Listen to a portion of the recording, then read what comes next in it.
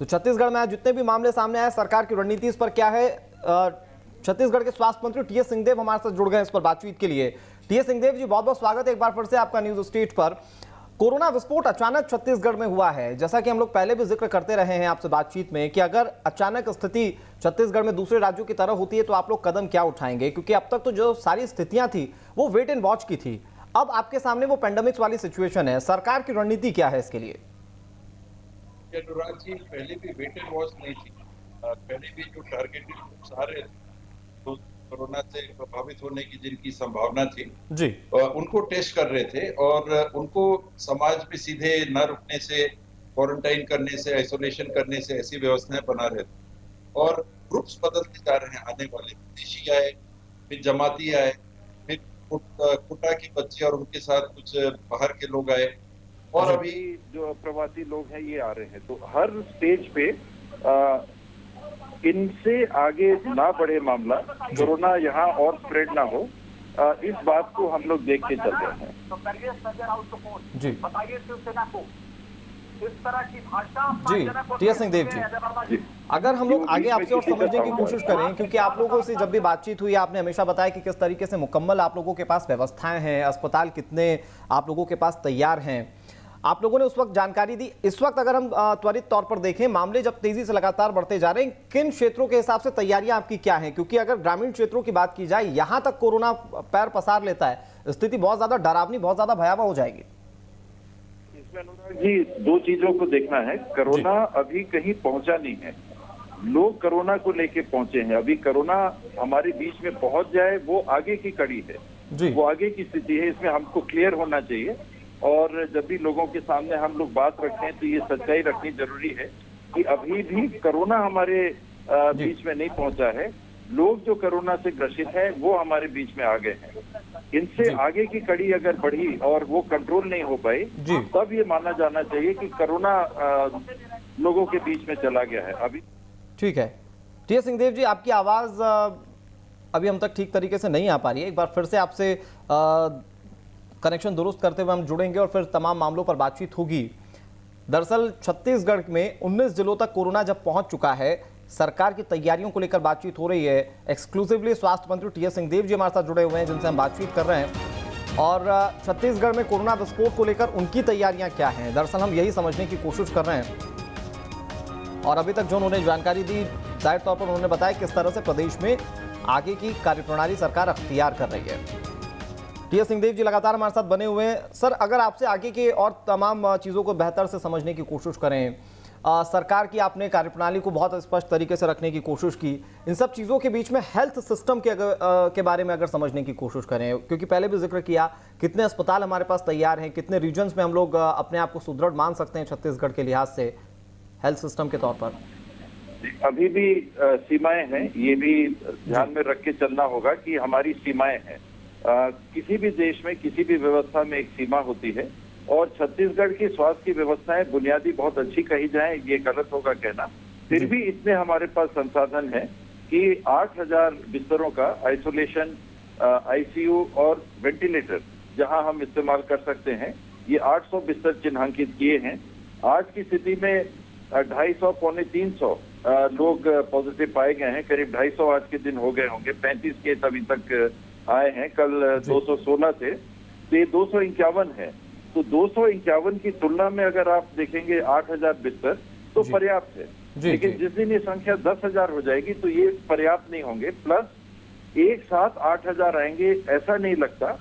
संक्रमण अगर फैलता भी है और लोगों तक जाता भी है तो विशेषज्ञों ने ये भी जानकारी दी है कि एक साथ 8000 लोगों को शायद प्रभाव में एक हॉस्पिटल जाने की स्थिति ना आए, और अगर आती है तो निजी अस्पतालों को भी हमने चिन्हांकित किया है, वहां भी मरीजों को रखने की व्यवस्था ध्यान में रखी गई।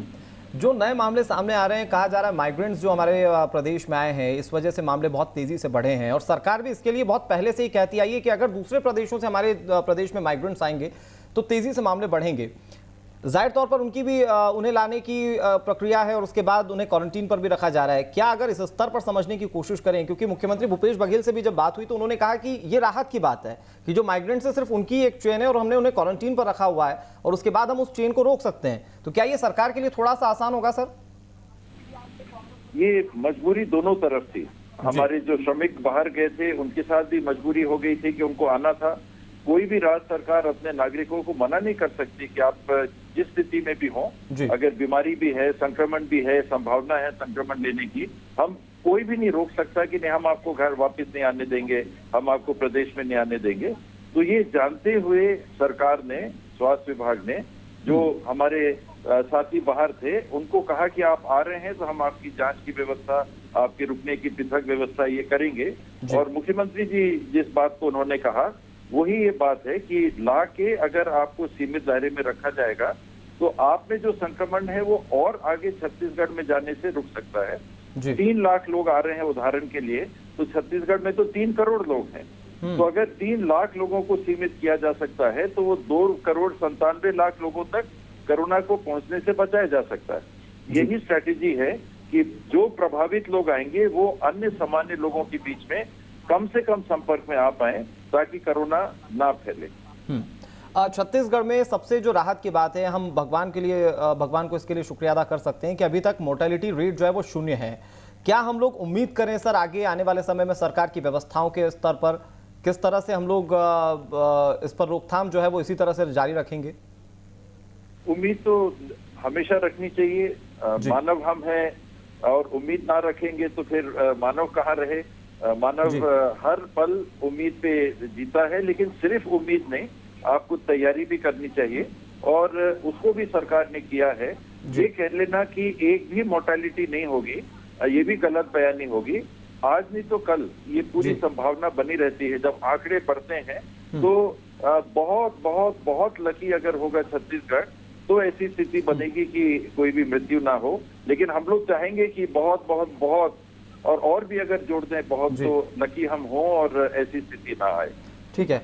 लेकिन सर अगर चुनौतियों के स्तर पर बात करें, इस वक्त बहुत सारी चुनौतियां आप लोगों के सामने हैं। आर्थिक अर्थव्यवस्था के तौर पर अगर देखें तो सरकार की, प्रशासन की अपनी एक अलग चुनौती है। इन सब चीज़ों से अलग लॉकडाउन जैसे जैसे आगे बढ़ता जा रहा है, रियायतें उसमें बढ़ती जा रही हैं और अगर रियायतें बढ़ेंगी तो जाहिर तौर पर आम लोग बाहर निकलेंगे क्योंकि सभी को अपनी रोजी रोटी के लिए भी देखना है, ज़रूरत के सामानों के लिए भी देखना है। ऐसे में सरकार उस स्तर पर क्या सोच रही है? क्योंकि लॉकडाउन पार्ट 4 जब शुरू हुआ उस वक्त आंकड़े बहुत तेजी से बढ़ना शुरू हो गए और अब स्थिति यह है कि बहुत तेजी से लाख को पार करते हुए पूरे देश में मामले आगे जा चुके हैं। छत्तीसगढ़ में भी 200 के करीब हम लोग एक्टिव केस के पास पहुंच गए। लॉकडाउन पार्ट 5 अगर होता है तो वहां पर भी रियायतें जाहिर तौर पर बढ़ाई ही जाएंगी। सरकार की सोच है क्या रियायतों को लेकर? किस तरह से वहां पर कड़ाई की जाएगी, किस तरह से लोगों को समझाया जाएगा? सरकार की सोच है कि आपको कोरोना के साथ जीना सीखना पड़ेगा और इस चीज को अगर हम डिनाइल में रखेंगे, हम कहेंगे नहीं नहीं ऐसा नहीं है, कोरोना चला जाएगा, तो ये हमारी पहली गलती होगी। सरकार को भी, प्रशासन को भी और प्रत्येक नागरिक को ये मान के चलना चाहिए कि कोरोना हमारे बीच में से लॉकडाउन के चलते या किसी अन्य कारण से, किसी दवाई से आज नहीं जाने वाला। 4-6 महीने कम से कम, 8 महीने कम से कम, दिसंबर तक मान लेना चाहिए कि कोरोना हमारे बीच में रहेगा। ये फैले कम से कम, उसको रोकना सबसे बड़ी चुनौती है और इसमें नागरिकों का भी भरपूर सहयोग, शासन प्रशासन की भी पूरी सजगता और व्यवस्थाओं के लिए उपलब्ध संसाधनों से जुटा के उनको उपलब्ध कराना, ये चुनौतियां हैं। वरना देखिए कोरोना दुनिया कह रही है और दुनिया के देशों का अनुभव हमारे सामने है कि कोरोना रहा है, फैला है, बढ़ा है, घटा है, फिर थोड़ा थोड़ा बढ़ता है, फिर घटता है, फिर थोड़ा कम बढ़ता है, फिर घटता है।